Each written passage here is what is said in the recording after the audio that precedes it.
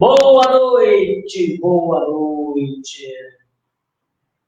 Quem está entrando aí já vai compartilhando. Estamos ao vivo. Já estamos compartilhando os links aqui.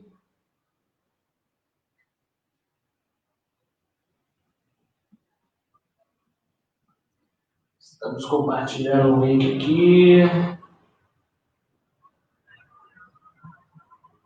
Só compartilhar mais um grupo.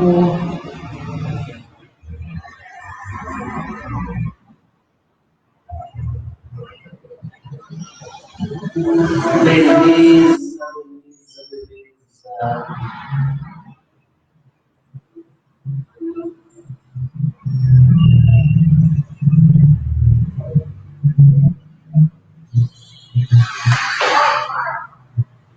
(19h30), estamos ao vivo no Facebook. Eu estou aqui com o Eduvaldo Fonseca, para falarmos um pouquinho hoje sobre você defende.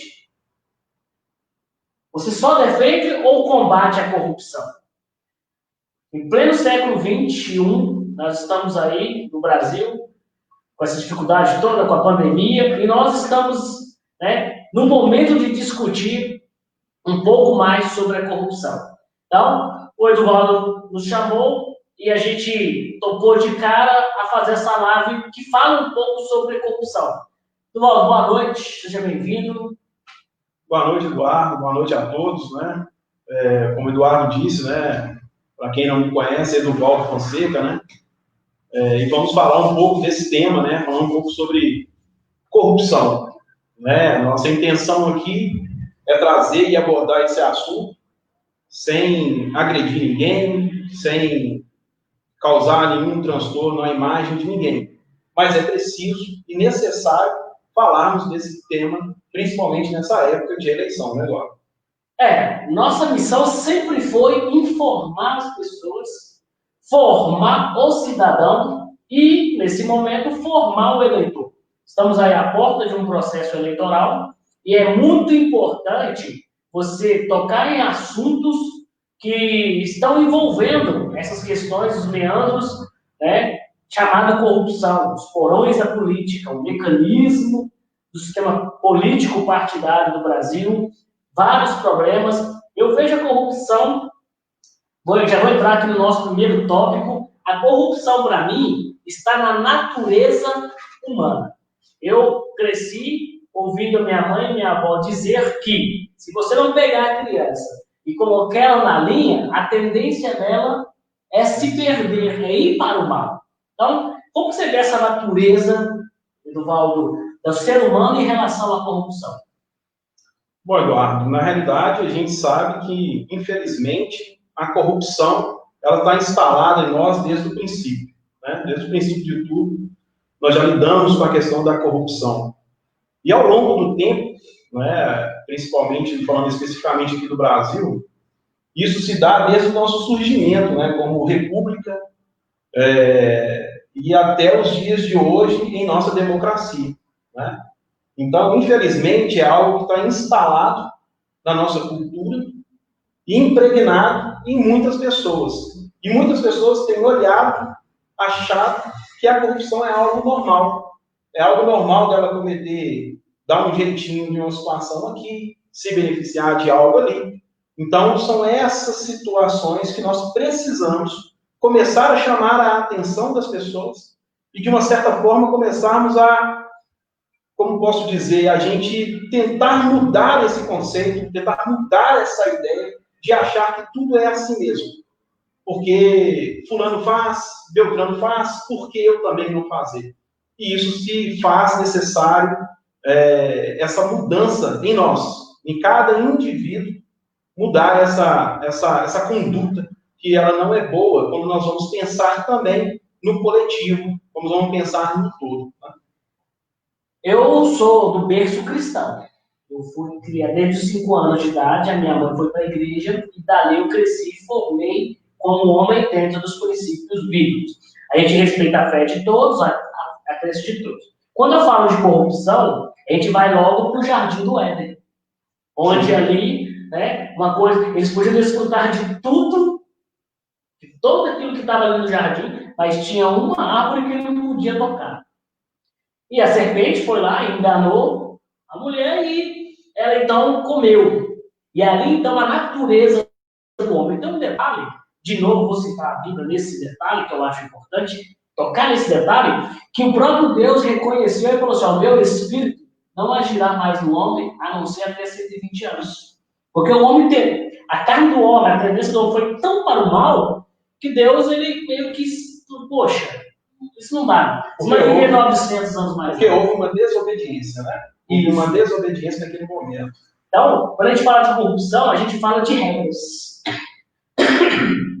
de leis, a gente fala de linha, limite, a gente fala de tudo isso. Então, a gente vai tocar nesses pontos que a gente acha muito importante. E eu quero convidar você que está assistindo a compartilhar, a chamar os seus amigos, pega o link, manda nos seus grupos de WhatsApp aí, as suas listas de transmissões, para a gente poder tocar nesses assuntos que é muito importante. Fica até o final dessa live. Ela vai ser curta, não vai demorar muito, mas vamos ser bem pontuais no que se diz respeito. E eu vou perguntar para você: você defende, só defende, ou você combate a corrupção? Quando a gente fala em defender e combater, é em nós. A gente não está falando no outro, não. Nós estamos falando de nossas atitudes, de como que a gente comporta. Eu trabalho com partido político, eu trabalho no meio da articulação política, e eu confesso para você que é uma linha muito tênue. Na vida, de um modo geral, é uma linha muito tênue. Então, a gente vai trabalhar sobre isso. Ô, Edu, conta pra gente, né, um pouco sobre as atitudes, pequenas atitudes que conduzem à corrupção. Pois é, Eduardo, isso é muito difícil ou fácil falar sobre essas situações, porque parece que às vezes a gente está querendo trazer aqui um julgamento para as pessoas, né? E não é isso, né? Nossa intenção aqui é de chamar a atenção mesmo para essa situação, né? É você receber um troco a mais, perceber e não devolver, né? É você ir no sacolão e ali achar que você pode comer uma uva ali e ficar por isso mesmo. Essas coisas simples, mas isso não é legal, né? Isso não é legal. Não basta nós falarmos aqui, pensarmos em algo muito grande, falar assim, a corrupção ela só acontece lá em Brasília, né? Nós temos um ato, mas lá em Brasília acontece a corrupção. Não, a corrupção ela acontece aqui no nosso lado. A corrupção ela acontece aqui nos nossos atos do dia a dia, naquela situação da gente querer ser beneficiado, de querer passar, de precisar de uma consulta e procurar, de repente, um agente público, um vereador, e dar um jeito de passar lá por trás e ser atendido, furando fila de várias outras pessoas que estão ali também esperando e necessitando.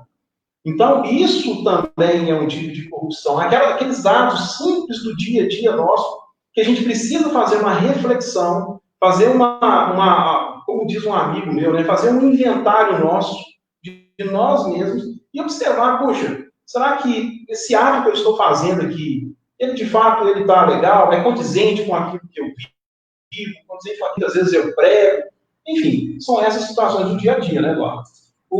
Tem um detalhe interessante, que é aquela questão. Eu vejo o outro cometendo atos de corrupção, pequenos atos, sejam eles quais forem, e fico constrangido. Mas se for me beneficiar, eu acho normal. É normal, porque me beneficiou. E isso é uma coisa que tem que ser observado. Por quê? Por isso que a gente fala, você só defende ou você combate? E o combater está em nós. Está nas minhas atitudes de concordar ou não concordar. Eu vou contar algumas histórias mais para frente. Prometo não citar nome de ninguém. Não vou brigar nem apontar ninguém, porque, como você bem disse, Valdo, nós não somos juízes. Nós não somos juízes, não somos julgadores, não somos homens do direito. A gente simplesmente quer formar e informar o cidadão, o eleitor, e trazer nosso ponto de vista, nossa opinião. Você pode divergir dela, você pode concordar ou não, mas é o nosso ponto de vista quando se fala em defender e combater. Eu não quero entrar em alguns méritos não, nacionais e estaduais, não, mas eu vou falar algumas coisas pontuais também.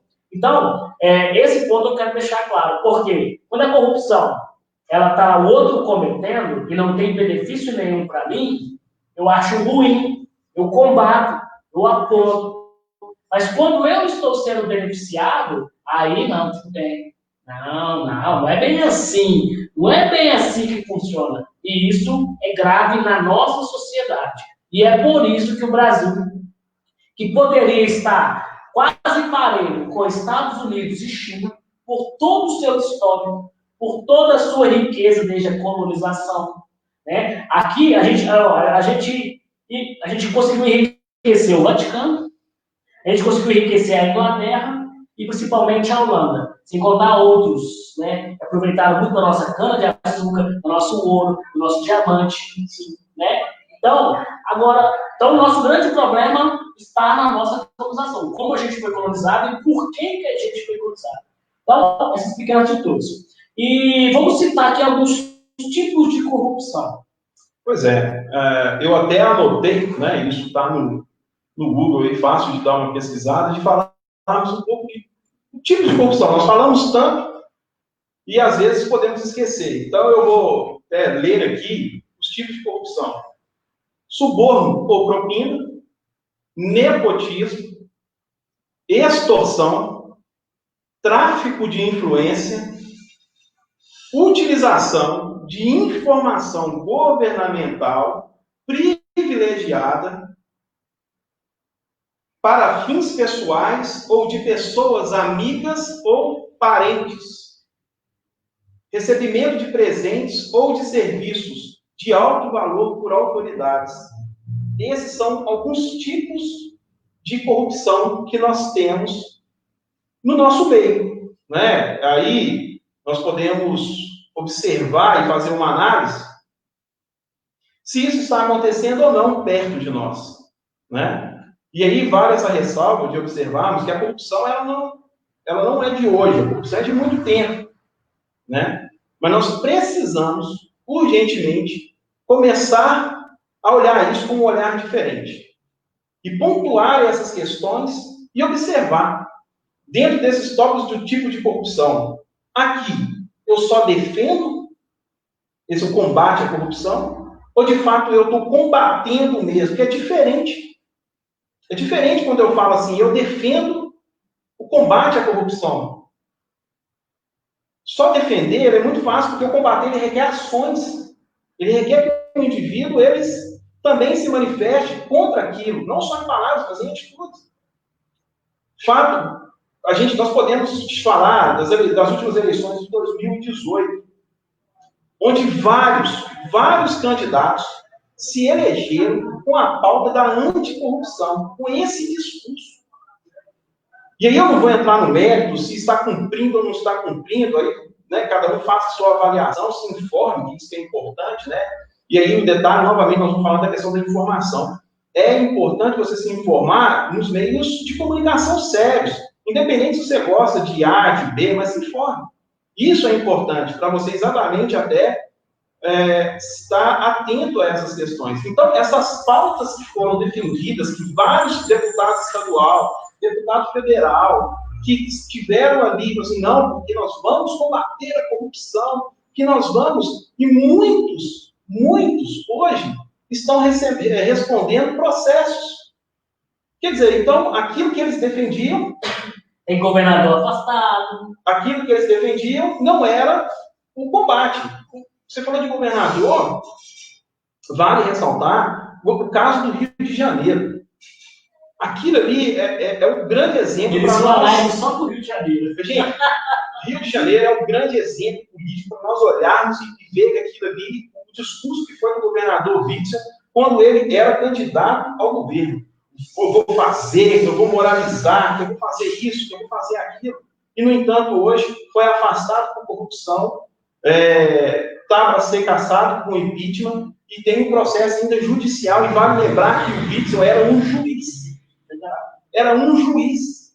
Então, isso nós não podemos deixar os fatos históricos que aconteceram recente no nosso país, falando de corrupção, nós não podemos deixar passar para trás esses fatos históricos, não podemos negar o que está acontecendo hoje para a gente entender o que nós precisamos fazer e identificar com essa questão do combate à corrupção.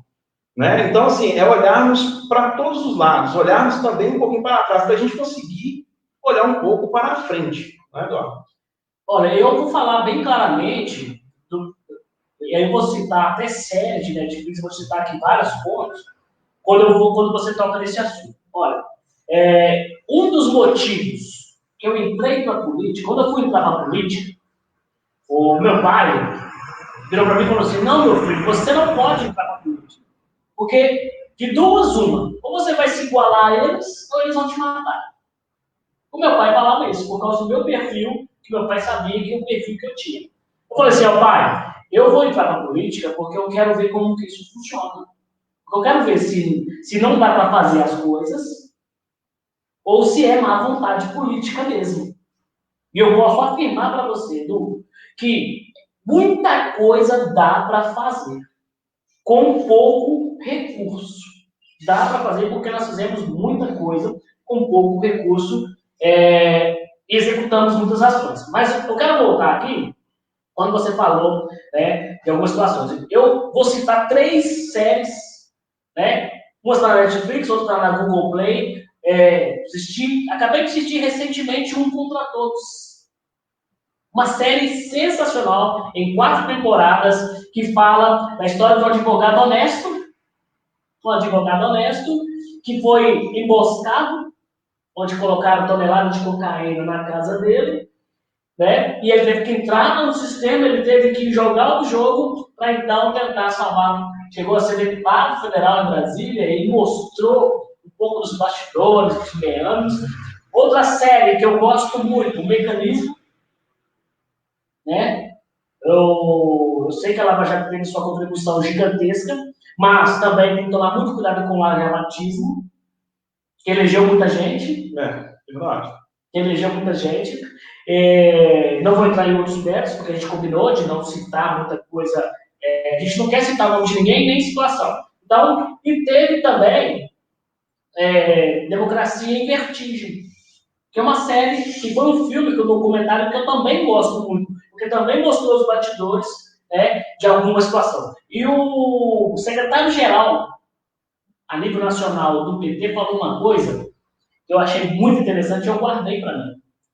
Lá no finalzinho, na verdade, no meio do filme, ele fala assim: olha, o PT se perdeu quando ele perdeu o pé dentro e o pé fora.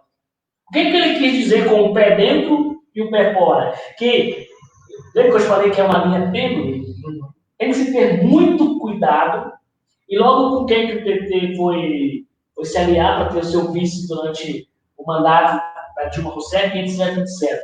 Então, é uma linha muito tênue. E ele falou que o PT se perdeu ali e aconteceu tudo que aconteceu no Brasil. E a gente tem um presidente hoje eleito pelo antipetismo.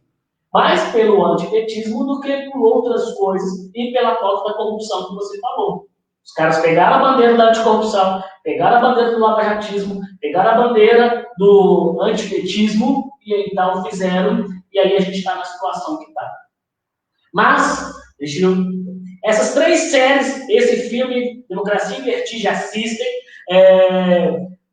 O Mecanismo, você tem que assistir, e também vai no YouTube que tem lá o Um Contra Todos, que é sensacional e vai te dar muita questão aí sobre essa questão aí da corrupção, como que funciona o sistema. Porque a gente entende o quê? Que o presidencialismo de coalizão, ele faz com que o toma lá da cá se torne uma situação, e aquilo que é para gerar governabilidade acaba inviabilizando de se governar.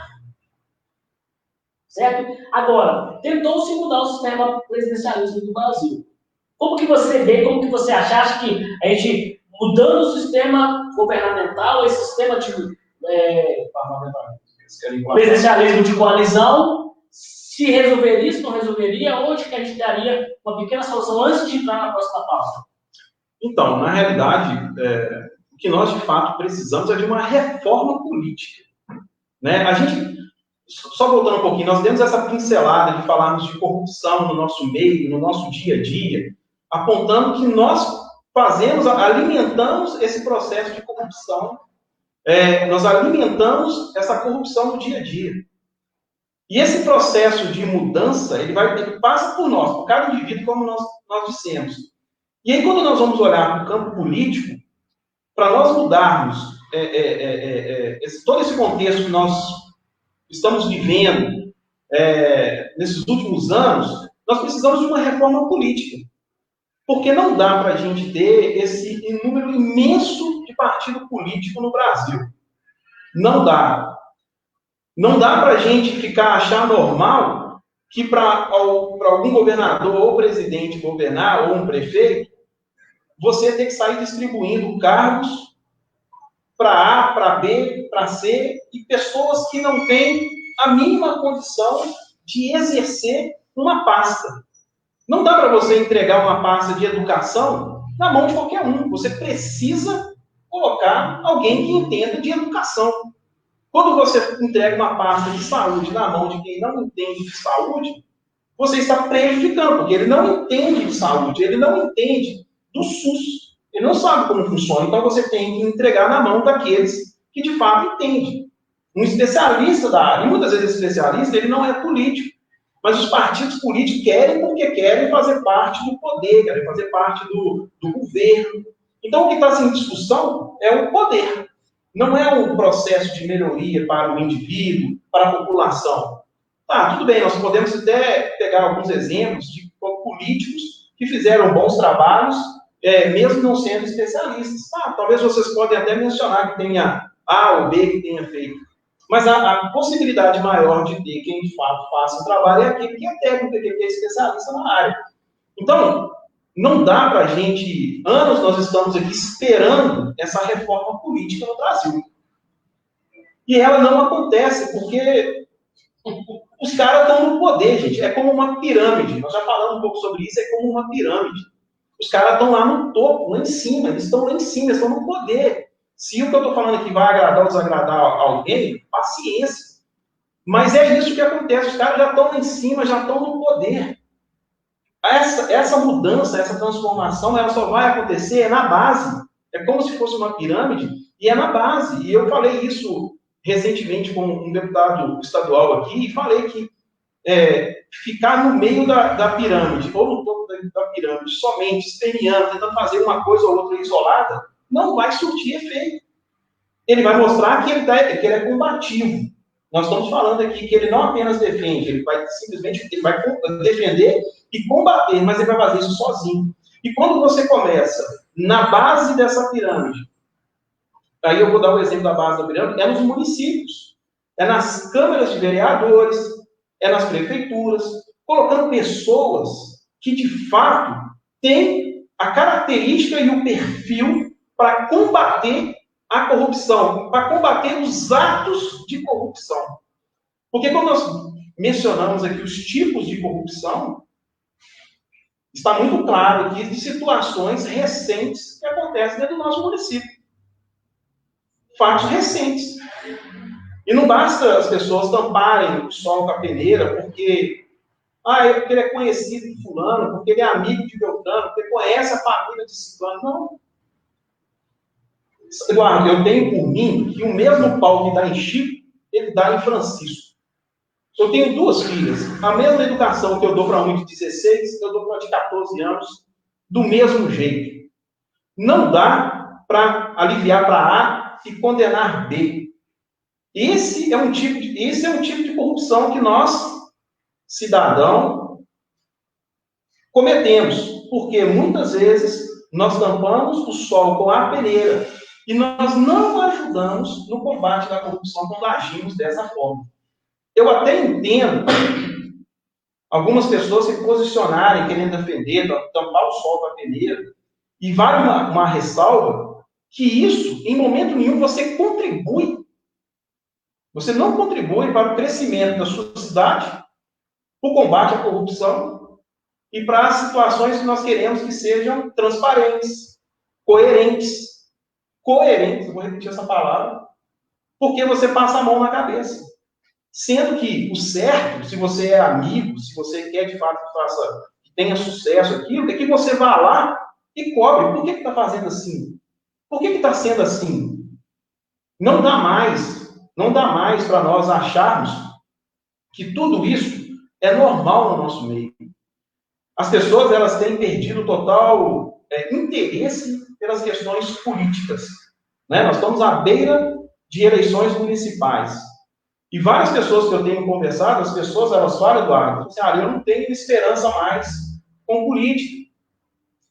E aí você tem um trabalho de chamar essas pessoas para participarem novamente do processo político da cidade, delas se inteirarem dos assuntos, delas saberem o perfil, a história de cada candidato. Não que ele fez ou faz alguma coisa, porque não dá para a gente ficar classificando se o pré-candidato ali a vereador, ele trabalhava numa ONG. Isso não qualifica que ele é bom, que ele vai ser um bom vereador ou um bom prefeito. Não qualifica se ele deu cesta básica ali para A, para B, se ele é uma cadeira de rodas. Isso não qualifica ninguém. Isso não qualifica ninguém para estar num movimento, seja ele qual for, para falar que ele tem ali qualidades ou qualificações para exercer aquele mandato. As pessoas precisam, nós como eleitores, nós precisamos urgentemente criar um senso crítico e analisarmos a postura de cada candidato a vereador, seja em Ribeirão das Neves, seja em Contagem, Belo Horizonte, enfim, nós estamos falando de uma base, para a gente começar a combater esse processo de corrupção que está instalada no nosso meio político. Que isso, né, no tópico aí, nós vamos falar o que isso gera, impacta nas nossas vidas.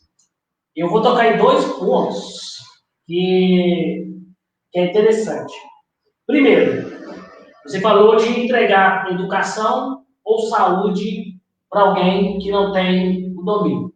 Nós temos muitas estatais, a gente tem muitas autarquias, a gente tem muitos ministérios, pastas, secretarias, que são feitas justamente para isso.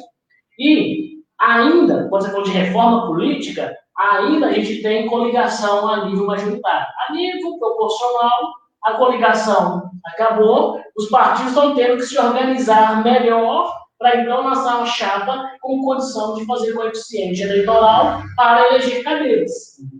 Foi um avanço pequenininho, mas já foi um avanço. Muita gente teve que se organizar. E, ainda assim, vamos ver nessa eleição muita candidatura laranja. Vamos ver muita candidatura laranja, muitas mulheres serão usadas nessa eleição para poder compor chapa, para que tenha um número de homens na chapa. Quem falar que não tem, que não tem essa prática, com certeza vai estar falhando em algum aspecto, porque ainda a gente não tem uma participação feminina na política devida, por N motivos históricos e culturais do Brasil. E, para a coligação, nós temos candidatos na cidade que têm 7 partidos. Outros que têm 5, 3, e assim por diante. Então, eu sempre imagino o seguinte, quando a gente fala de articulação política. Olha, se eu tenho já que negociar, se eu tenho que atrair partido para o meio da minha aliança, o que eu estou fazendo? Estou oferecendo alguma coisa para aquele partido. Ele não vai abrir mão de uma candidatura e me apoiar de graça, porque eu sou bonito, porque eu tenho o meu perfil, né? Meu caráter atraiu a pessoa e ela veio para o meu grupo me apoiar. Isso é fato. Então nós temos aí, está na cara, isso aí. Outro detalhe, todo mundo sabia, e as pesquisas diziam, que o prefeito Sérgio Meneghetti, lá de Colatina, seria reeleito, com toda tranquilidade e facilidade. Sim. E o que foi que aconteceu?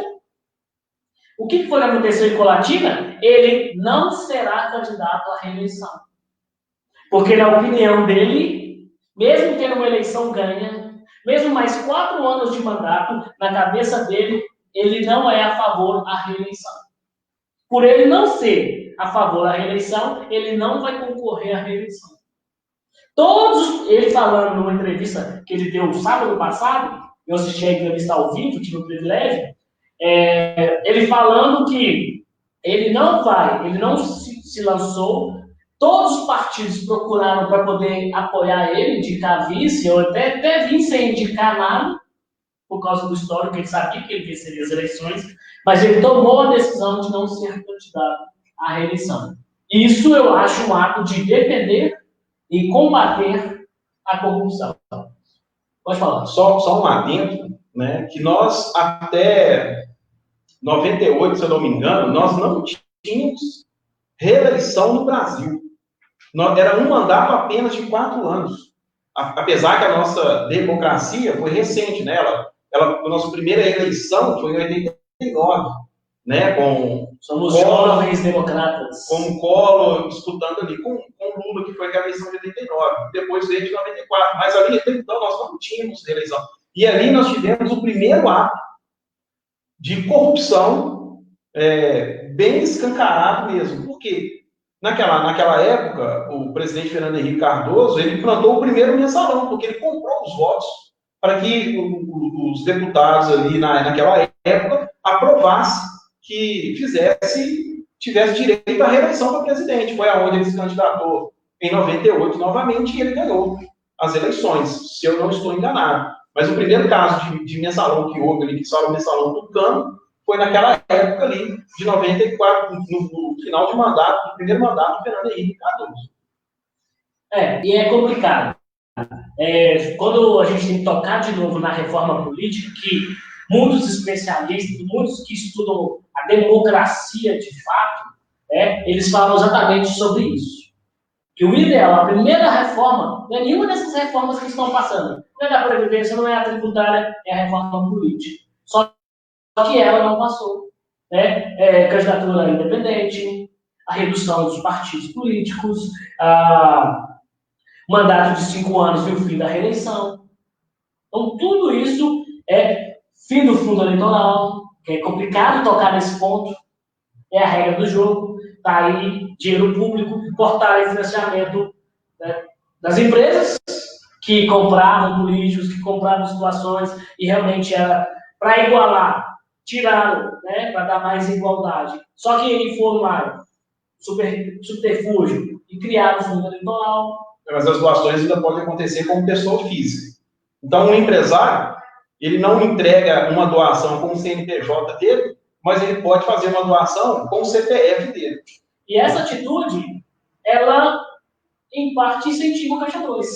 Sim. Incentiva o Caixa 2. Por quê? Vamos falar aqui um pouquinho, que a gente já vem para o próximo tópico, que são os resultados da corrupção, e a gente já está aqui bem avançado no tempo, né, o assunto é muito bom. Mas aqui, só um detalhe. Se eu tenho uma empresa que trabalha com asfalto, vamos usar o asfalto, porque o asfalto está em moda. Asfalto para a cidade toda, não é? Está bom demais. Então, o que acontece? Se eu tenho uma empresa de asfalto e eu quero lucrar, porque o empresário, qual é a visão do empreendedor? Ele quer vender. Ele quer vender. E se ele acha esse caminho para vender, para poder continuar desenvolvendo, o que ele vai fazer? Ele vai ali, então, fazer aquilo. E, infelizmente, tem os casos ainda. Você quer citar qual? O Odebrecht, o AS, Andrade Gutierrez, qual que você quer citar? Que fizeram esse caminho. Então, nessa questão, ela auxilia, e aí ela é interessante para as grandes empresas eleger. Tanto é que uma vez eu estava estudando, rapaz, política, e eu peguei um banco privado, e ele estava investindo, eu achei isso muito curioso na época, estava investindo no Partido Azul, no Vermelho, no Partido Amarelo, no Partido Laranja. Uai, mas esse cara não defende quem? Eu fiquei me perguntando, quem que esse banco quer que ganhe a eleição? Porque ele está patrocinando todo mundo. Porque aquele que ganhasse teria um compromisso com ele. Então, a corrupção ela tem meandros, ela tem um sistema, um mecanismo muito complexo. Me fala um pouco para a gente já partir para o final, porque já são 20 horas, já tem 30 minutos de live, né? Então, a gente quer manter ali 40 minutos no máximo. Então, a gente... quais são os resultados da corrupção?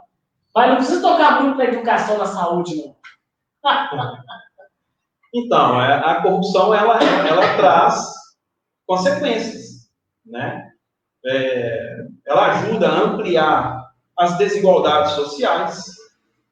E isso chama muito a nossa atenção, porque as pessoas, quando a gente fala isso, as pessoas acham que a gente está falando mal de Neves.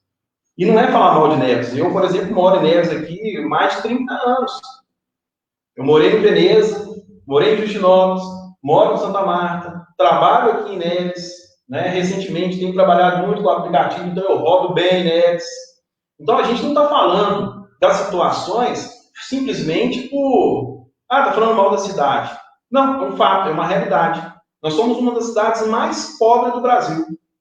Nós temos índices aqui menores do que o Vale da Jequitinhonha, né? Então, isso afeta diretamente a nossa cidade. E aí vale a gente... Quantas vezes nós já ouvimos falar de vários prefeitos que já passaram por Ribeirão das Neves, de falar assim, não, mas não tem dinheiro, a cidade não tem dinheiro para a cidade. Quantos? Nós ouvimos essa história várias vezes, o dinheiro que vem é pouco. E aí é onde a corrupção, ela leva mais um pouco. Então tem pouco e a corrupção desvia mais ainda do que vem para a cidade. Quer dizer, nós ficamos ainda com menos ainda. Se vem 1 milhão e a corrupção ela desvia mais alguma coisa, então nós não temos mais 1 milhão. Nós temos menos ainda para poder ser aplicado na área da saúde, ser aplicado na educação. Aí nós podemos dar um exemplo. A corrupção, ela mata o indivíduo quando ele está ali na fila do SUS, esperando uma cirurgia, esperando um atendimento de um cardiologista, esperando um atendimento para um dermatologista. Você não leva tempos aqui para você conseguir um atendimento especializado aqui na nossa cidade. Ela mata, ela atrapalha quando você não tem leitos, né, na sua cidade. Ela atrapalha na educação quando falta merenda. E quantos escândalos nós temos aí de desvio de merenda no Brasil afora? Então, a corrupção, ela vai trazendo à tona todas essas desigualdades. E quem sente isso na pele somos nós, as famílias que moram em cidades que precisam se desenvolver economicamente. Eu preciso tocar no assunto aqui que você falou, do que prejudica. Eu fiz faculdade, formei administração e eu tinha um professor de logística. Esse meu professor de logística, ele era diretor de logística da Iveco. E ele virou para nós e falou assim, olha, nós estamos instalados em 7 Lagoas, mas a cúpula da Iveco queria se instalar em Neves, porque é 70 quilômetros menos para sair para São Paulo e para Rio. Um outro detalhe que eu quero questionar é que nós estamos próximo de Joatuba, mais próximo de Joatuba do que 7 Lagoas. Hoje tem a fábrica da Ambev em Joatuba. Só que quem que levou a fábrica de latinhas de Joatuba? 7 Lagoas. Por que não foi Neves, que está no custo logístico, você também entende um pouco, no custo logístico, a gente entende que 70 quilômetros a menos faz uma diferença muito grande em escoar a produção para Rio, São Paulo e Joatuba que está no caminho.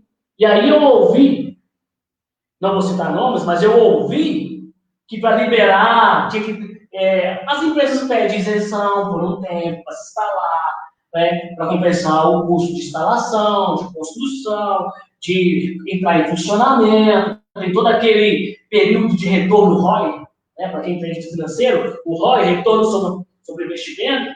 Então, o que acontece? As empresas têm disso. Só que não é só isso. Não é só isso. Existem outros fatores. Então, hoje a cidade não tem emprego, não tem uma empresa, não tem grandes empresas que geram emprego aqui para a cidade, onde 60% da população ativa tem que pegar busão 4, 5 horas da manhã, ir para Belo Horizonte, Contagem, Pertinho e outros lugares para trabalhar, porque aí a gente tem que falar que especulação imobiliária, outros interesses prejudicou Neves de ser construída, porque geograficamente Ribeirão das Neves é uma das cidades mais estratégicas do colar metropolitano, que tem 50 municípios. Porque eu convivi com o colar metropolitano, eu participava do fórum metropolitano enquanto era funcionário da prefeitura, e todos falavam a mesma coisa. E não acreditavam que Neves tem 400 mil habitantes e tem toda essa estrutura e é uma cidade que não desenvolve. E aí é o resultado da corrupção que você falou. Isso, e a gente se questiona como morador, porque algumas situações elas acontecem aqui na nossa cidade. Volto a repetir, situações de anos, né? Um exemplo, eu vou muito em algumas cidades daqui em torno da região metropolitana nossa, né? Eu tenho alguns clientes em algumas cidades. Você não vê no centro das cidades, a quantidade de terreno vazio, igual nós temos na nossa região central aqui. Não vê. E isso gera em nós, como cidadão nevense, uma dúvida: por que nós temos tanto terreno vago aqui em nossa cidade que nós não conseguimos instalar aqui empresas, não conseguimos trazer aqui para o centro da cidade um shopping? Por que nós não conseguimos atrair esses empresários, essas empresas? E olha, vou repetir, nós estamos falando disso de anos, de outras gestões aconteceram, mas dessa última agora já se passaram 3 anos e 9 meses da gestão. Então, é algo que nós ficamos se questionando. A nossa falta de prestígio junto ao governo do Estado, né? Não só desse agora, mas dos outros também, de não conseguir viabilizar obras. Nós estamos com a nossa MG aqui, que liga Neves a Justinópolis aqui, vai vir a chuva de novo aí, vamos ver o que vai acontecer, porque tem trecho lá caindo, e está lá cercadinho lá. O governo do Estado acabou de lançar um pacote de obras no Estado, em várias cidades do Estado, e Neves não foi contemplada com nada. Não foi contemplada de trazer para cá uma obra, falta de prestígio. E aí eu posso dar um testemunho aqui, eu como pequeno empresário, com a minha empresinha ali de uniformes ali, muitas vezes eu tenho dificuldade de entrar em outras cidades com o meu trabalho, porque as pessoas falam: nossa, você é lá de Neves.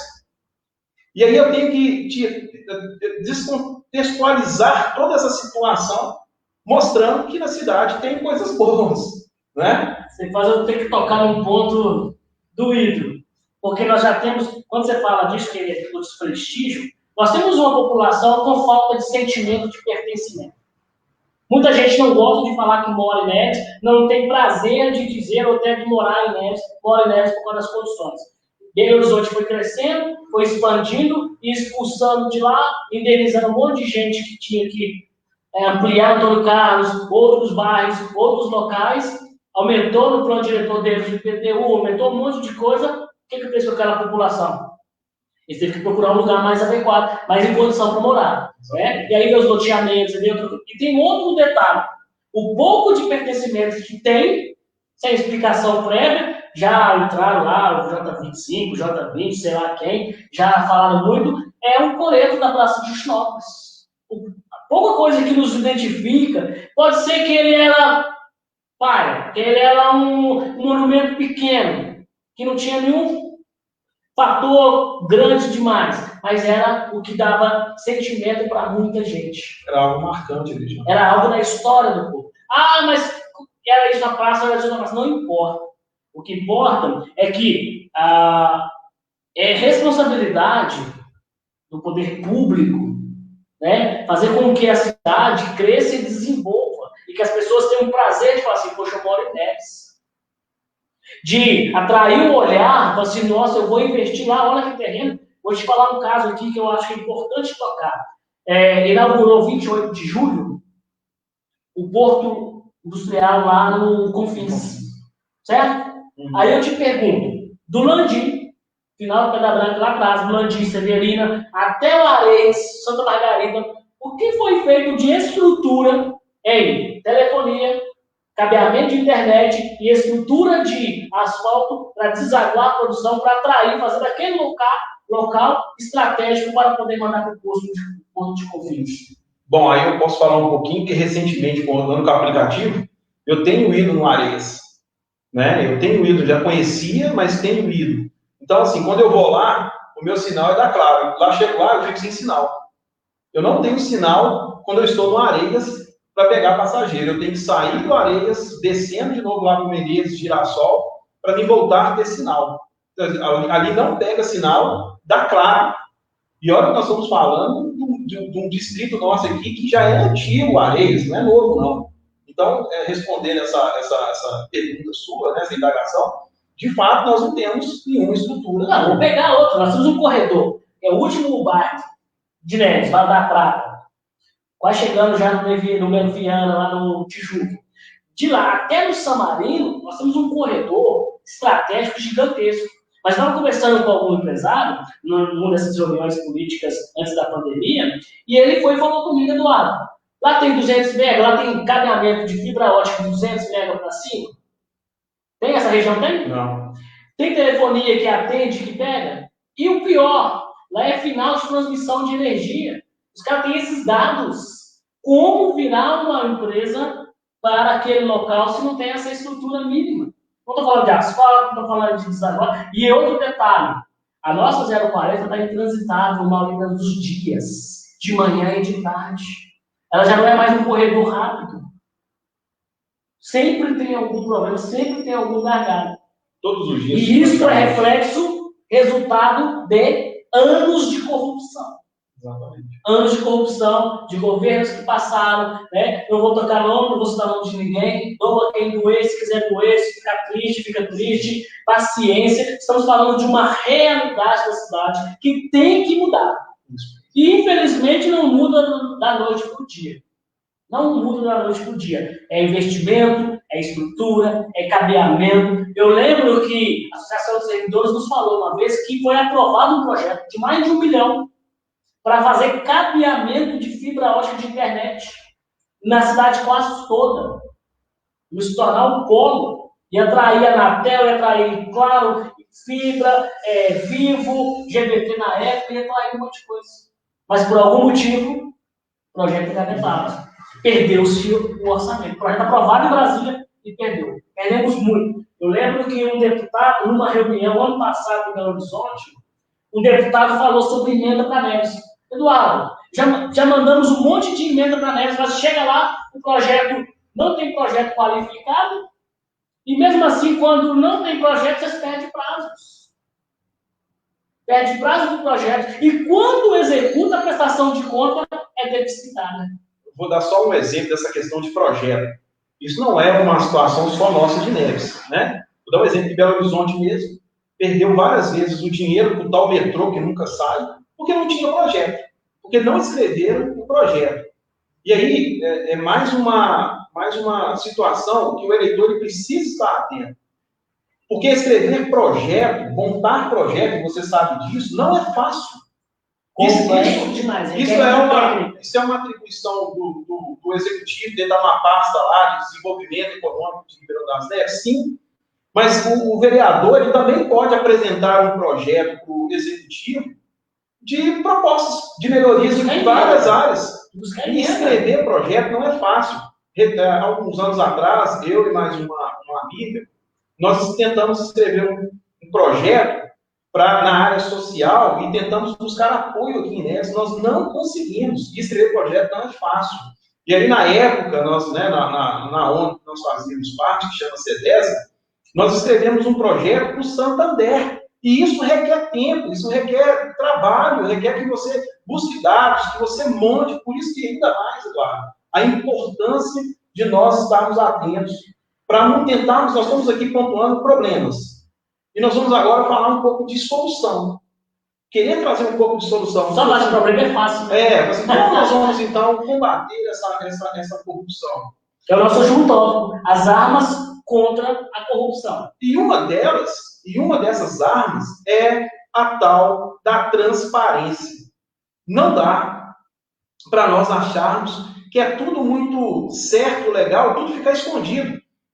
Veja bem, nós não estamos aqui pedindo que nenhum agente público, servidor, vereador, prefeito, seja de qual cidade for, que ele coloque e fique mostrando a conta bancária pessoal dele. Nós não estamos falando disso. Nós não estamos querendo saber quanto que o vereador está gastando com X, está fazendo B lá, das coisas pessoais dele. Mas aquilo que é público, aquilo que se remete ao dinheiro do contribuinte, de imposto que nós pagamos, isto é mais do que obrigação, que a prefeitura traga transparência, prestação de contas para a sociedade, mas não é a transparência igual está lá naquele portal da transparência, não. Porque você entra lá e não consegue achar nada, não consegue entender o que está escrito, traz um linguajar fácil, de compreensão para a população, porque nós temos na nossa população vários tipos de pessoas com grau diferentes de escolaridade, de entendimento. Então você precisa trazer ali com clareza, ali no portal da transparência, as informações que sejam de fácil compreensão para as pessoas. Prestar contas do dinheiro. A Câmara Municipal é a mesma coisa, precisa. Essa é um dos pilares, a transparência do combate à corrupção. Eu falo porque eu gosto, pode até não parecer, mas eu gosto de diário oficial. Eu gosto de entrar no diário oficial todo dia. Não sei porquê. Não é de propósito, não. É porque eu gosto das informações, eu gosto de ver. Quando eu vou, esse fim de semana eu estava editando o plano de governo, auxiliando, né? Sou coordenador do processo. Então, e eu fui buscar algumas informações de escola, de posto de saúde. Você não acha. E olha que eu sou estudado e conheço o portal da transparência. Conheço o portal da transparência. A gente não consegue acessar informações pertinentes. Eu precisava de alguns dados, né? Pesquisando o posto de saúde. Tem posto lá que ainda está com a sigla ESF. E aí eu mandei para um colega que trabalha na saúde. Ele falou assim, não, Eduardo, essa sigla desse posto aí mudou, agora é lá é PSF, mas não é SF mais não. Eu falei, mas estava no portal de transparência, eu peguei as informações lá. Então, é muito complicado. Então, uma das armas é a transparência, que é difícil aqui na cidade, certo? E a pandemia, o estado de calamidade, complicou muito, tanto é que nós estamos vendo operações da Polícia Federal aí focando em vários lugares, por causa dessa questão aí de poder comprar essa licitação, de poder comprar, né? O que tem de vereador, vou te falar, boa parte, que nunca entrou no portal do Diário Oficial, e eu gosto muito do Gabriel Azevedo em Belo Horizonte, porque ele é meu professor de democracia, eu deixei de trabalhar com ele no gabinete, para poder ajudar a cuidar de Rio das Neves, quando o Júlio Martins ganhou a eleição, nossa, deu nome. E aí, o que acontece? Deixei de trabalhar com ele para poder ficar aqui, mas eu acompanho o Gabriel Azevedo todos os dias. E ele fala uma coisa muito importante. O vereador, que sua primeira missão do dia não é ler o Diário Oficial, não serve para ser vereador. Porque lá está o dinheiro. E um dos papéis principais do vereador é fiscalizar como que o prefeito gasta o dinheiro público. É papel primordial. E eu sei de muitos vereadores que nunca entrou no Diário Oficial. Não vou citar não, mas eu sei. Pois é, isso é lamentável, né? Nós precisamos, novamente eu vou dizer isso, nós precisamos voltar para a história, olhar o comportamento que nós tivemos ao longo do tempo, para a gente tentar acertar ali na frente. Aí as pessoas já me indagaram, né? Mas o que é o certo para votar? É difícil falar qual que é o certo, mas tem uns também que você já olha, já bate o olho e fala, esse não dá, esse não dá. E aí a outra forma da gente pilar, né, desse combate à corrupção é com a população. É com a população, é com o eleitor. Nesse momento agora, nós estamos à véspera, domingo começam as campanhas eleitorais. Em todo o Brasil. Em todo o Brasil. Então, nós precisamos estar atentos àquilo que o candidato está falando, aquilo que o candidato a vereador vai estar falando que vai fazer, aquilo que o candidato a prefeito está propondo a fazer. Posso adiantar um aqui? Por favor, eleitor, cidadão, meu amigo, se você vê um pré-candidato, ou um candidato, ou um vereador, tirando foto de obra, pelo amor de Deus, esse não serve para ser vereador. Desculpa, meus amigos vereadores, mas eu tenho que tocar nesse assunto. Não é papel de vereador tirar foto. Quer fiscalizar a obra? Beleza. Vai lá, tira a foto da obra e põe os gastos do lado. Faz um comentário com os gastos. A empresa tal, com o CNPJ tal, de fulano de tal, que gastou tanto, que foi tanto, que a obra foi prevista no orçamento. Isso sim é você tirar foto de obra. Caso contrário, meu amigo, eleitor, fique muito atento. Eu tive que falar disso. Não, e aí você pode acrescentar, né? Pré-candidato a vereador, que não é vereador, que é um pretenso candidato a vereador, tirando foto também de obra, falando que ele que trouxe, que ele que está fazendo. Então, eleitor, de fato, isso cabe a nós estarmos atentos. Eu tenho conversado com alguns jovens, né? Eu sei que eu não faço parte da juventude do partido, já estou ficando caminhando aí, ficando velho, mas eu tenho chamado no sentido assim, olha, precisa oxigenar essa política. O jovem ele precisa participar do processo político. Não é só agora na eleição, não é só agora. Porque chegar no dia 15 de novembro, nós vamos eleger os vereadores, vamos eleger o prefeito, ou se cada cidade que tiver segundo turno. E aí, nós vamos deixar por isso mesmo? Ou nós vamos passar a cobrar de fato daqueles que vão tomar posse em janeiro? Então nós precisamos começar a mudar isso. Esse combate à corrupção, ele passa por isso. Ele começa agora, de olharmos e enxergarmos que vereador que fica aí prometendo para você que vai soltar sua rua, que vai trazer posto de saúde para o seu bairro. Nós temos aí 18 ou 16 postos de saúde em construção, Inés, parados há anos.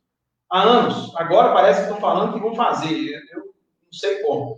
Enfim. Então, se atente àquele pré-candidato a vereador que nunca teve na política e que agora ele está falando que está fazendo a obra, que aquilo foi pedido dele, sem entender como e de que maneira. Candidatos que até 2 anos atrás, ou 1 ano e meio atrás, vivia batendo na atual gestão, no prefeito, e agora, de uma hora para outra, apoia o prefeito, né? Porque acabou se filiando no partido que é base do prefeito, quer dizer, é incoerente, ficou anos criticando a gestão, e agora está na gestão. Precisa de uma coerência política. Olha o que ele está falando, olha o que o candidato está falando. Isso é importantíssimo, porque a partir do momento de janeiro, quando nós elegermos esses candidatos, nós vamos participar de um processo de cobrança. De cobrança. Então, assim, o que fica desse recado, desses 2 pilares, a transparência, de cobrar, sim, transparência de quem foi eleito, de quem já está no poder, do seu deputado estadual, do seu deputado federal que você votou, do seu senador, do governador, do seu presidente, se você gostou ou não gostou do presidente, que você cobre, é necessário transparência. Não dá para nós ficarmos mais na situação de acharmos que isso é normal, porque uma vez todas essas informações escondidas, colocadas em segredo, mas por que segredo? Eu preciso, já estamos chegando ao final, mas essa também é uma arma contra a corrupção. Vai ser a última que eu vou falar de arma contra a corrupção, mas eu preciso tocar nela também. Partido político, principalmente em Ribeirão das Neves, ele só se organiza em época de eleição. E isso é totalmente errado. Isso é totalmente errado. Então, fica atento daqui para frente, porque daqui para trás não tem como. Fica atento ao partido que vai sumir depois da eleição. E outra coisa, vou falar do PSC, do partido PSC, que foi um dos partidos que eu ajudei, né, dei suporte em 2016. Então, se eu estava lá e dei suporte, eu posso falar de muita coisa que eu vivi lá. Não vou citar o nome de ninguém, mas eu vou falar. Então, o que acontece? O partido elegeu o prefeito, bacana, elegeu 4 vereadores. E eu te pergunto hoje, quantos vereadores ou o prefeito está naquele partido? Teoricamente, o partido não devia estar estruturado, fortalecido, por ter feito uma grande bancada e elegido o prefeito? Então, esse é um grande outro problema que temos, né, que é a questão do partido. O partido só é usado de aluguel, só naquele momento de interesse. Não se tem bandeira, não se tem base, não se tem estrutura. Então, isso é uma coisa importante que tem que se fazer. Então, se o partido político acabou a eleição e ele não tiver um diretório aberto, porque ano que vem a maioria dos partidos terão que ter diretório no município, se você não achar o endereço dele, o diretório aberto, então já pode achar que esse partido não é um partido sério. É um partido só para o processo eleitoral, de olho no fundo eleitoral, para poder fazer aquilo que ele tem que fazer. Eu tive que falar, não aguentei. É triste, né? Porque a realidade nossa, quando nós estamos falando de reforma política, ela é para tentar acabar com essas coisas, com essas mazelas. Né? A falta de consciência política de grande parte da população, ela faz com que as pessoas elas caiam na incoerência de falar de partido. Porque muitas vezes ela sai criticando, por exemplo, o Rodrigo Maia, que é o presidente da Câmara dos Deputados, que é do DEM, e fala que ele é isso, aquele partido é isso, mas quem está na base desse partido aqui, nesse mesmo partido que ele está criticando lá em cima, ele não consegue captar a mesma situação. Falta de bandeira, falta de... se o meu partido, a nível nacional, defende uma bandeira, e eu aceitei ler, e o estatuto. Porque se você entrar no partido e não ler o estatuto, aí é um erro seu. Porque quando você criou ao partido que você está hoje, eu não preciso citar o nome, você tinha que ter lido o estatuto, sabe? Meu partido defende isso. É coerência. É coerência. Nós estamos falando de transparência, de combate à corrupção. Então, se você não for coerente nesse ponto, então você está totalmente errado. Exatamente. Porque, na verdade, Mas assim, Eduardo, a gente até por uma questão de descrédito, eu vou falar um pouco aqui, talvez o Charles dê comigo aí um pouco, há um descrédito mesmo em relação aos partidos políticos. Certo. E aí, a gente está terminando, vale uma dica para as pessoas, né? Para todos, né? Nós temos que parar com esse discurso direita e esquerda no Brasil. Isso acaba com a democracia. Nós temos que começar, nós temos que elevar o nosso nível de conversar sobre política, sobre as nossas mazelas. E um povo dividido é mais fácil governar do que um povo unido. Isso é fato. Então, vou dividir para governar. Não. A população ela precisa entender que esse papo de direita e esquerda, cada um defende uma particularidade aqui, outra particularidade aqui, mas nós precisamos olhar o todo. Eu vejo muitas essas conversas nas redes sociais, principalmente querendo trazer esse debate para a nossa cidade, para Ribeirão das Neves. Não vamos cair nessa cilada. Não vamos cair nessa cilada. Eu hoje sou filiado no partido de centro-esquerda, mas eu não sou comunista. Quem me conhece sabe que aquilo que eu acredito, né, sou evangélico há 10 anos, acredito em várias situações aí que o comunismo, por exemplo, não prega isso, nunca pregou na minha vida. Mas defendo igualdade social e defendo direitos para todos. Eu acho que o mesmo direito que fulano lá tem para comer um caviar, uma pessoa simples que mora aqui em qualquer bairro de Neves, é o mesmo direito que essa pessoa tem. Eu acredito nisso e defendo isso desde a minha juventude. Desde quando eu estava ali na escola, desde quando eu jogava bola, acho que o direito tem que ser para todos. O direito de ter uma escola legal, boa, para todos. O direito de ter uma faculdade, de poder entrar numa FMG, de poder entrar numa PUC, ela tem que ser para aquele que tem dinheiro e para aquele que também não tem. É isso que eu defendo e é isso que nós defendemos. E é isso que nós, como cidadão, nós precisamos estar atentos e é isso que nós precisamos começar a mudar. E aí, jovens, né, uma galera bem bacana, eu conheço alguns jovens bem esclarecidos, estou tentando conversar com muitos para trazer essa ideia, não só jovens aqui, eu só estou frisando jovens, mas a gente conhece várias pessoas aí, já na faixa de 40, 50 anos, enfim, que são pessoas bem esclarecidas, inteligentes, pessoas que precisam mobilizar outras pessoas, trazer um entendimento, trazer essa clareza para outras pessoas, para a gente elevar o nível, uma discussão mais sadia entre os temas que nós precisamos resolver. E a gente começar a diminuir esses índices de corrupção. Só um detalhe, uma última informação, assim, que vai para a informação, no portal de transparência internacional, o Brasil voltou a níveis de 2012 no combate à corrupção. Nós precisamos avançar, nós retrocedemos. Isso saiu no ano passado, 2019, basta você olhar aí no portal de transparência internacional, no combate à corrupção. Né? Então, a gente precisa avançar nesse segmento, e isso é para hoje, né? E começa agora. Eu preciso frisar o que você falou aqui sobre direita e esquerda. Eu preciso frisar. Eu tenho muitos amigos, parentes, que criticam, dizendo que eu estou num partido socialista, partido de esquerda. As pessoas confundem as coisas. Elas confundem. Democracia é o ato de você... A base da democracia é o ato de você respeitar a liberdade das pessoas.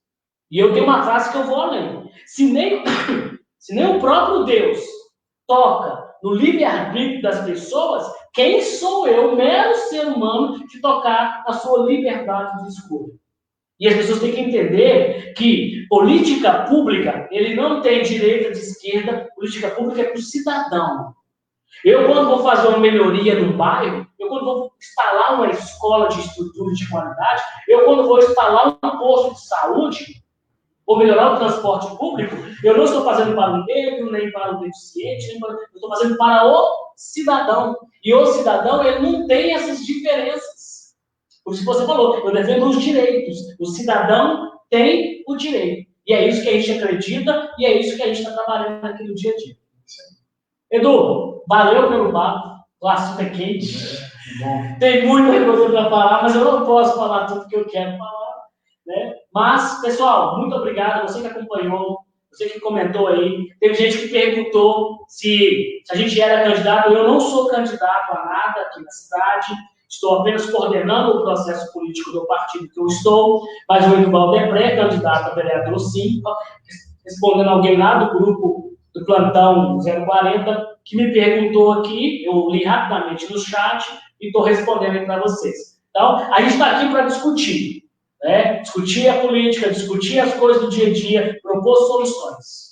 É isso, Eduardo. Eu te agradeço também, né, por essa oportunidade que a gente está fazendo esse segundo bate-papo nosso, né? A gente espera que tenha acrescentado, né, para as pessoas, trazer uma clareza em algumas situações, a nossa responsabilidade, né, como eleitor. Eu sou pré-candidato, sim, a vereador, mas independente de qualquer situação, eu também sou cidadão nevense, independente de qualquer resultado que vá acontecer ali na frente, eu quero, sim, o melhor para a nossa cidade, como todos querem, né? Tem alguns pontos de vista que divergem de A, de B, mas isso nós estamos no campo das ideias, né? Nós não estamos aqui querendo agredir a imagem de ninguém, de situação nenhuma. Mas isso é importante, trazer esse debate, de colocar isso, né? E esperamos que a gente tenha agregado algo aí, né? E o bom, Eduvaldo, é que quem nos conhece no dia a dia sabe do perfil que nós temos, do perfil que nós somos, então, quanto a isso, a gente pode ficar tranquilo, porque tem muito testemunho. Se tiver alguma dúvida a nosso respeito, é só perguntar para quem nos conhece, para quem convive com a gente.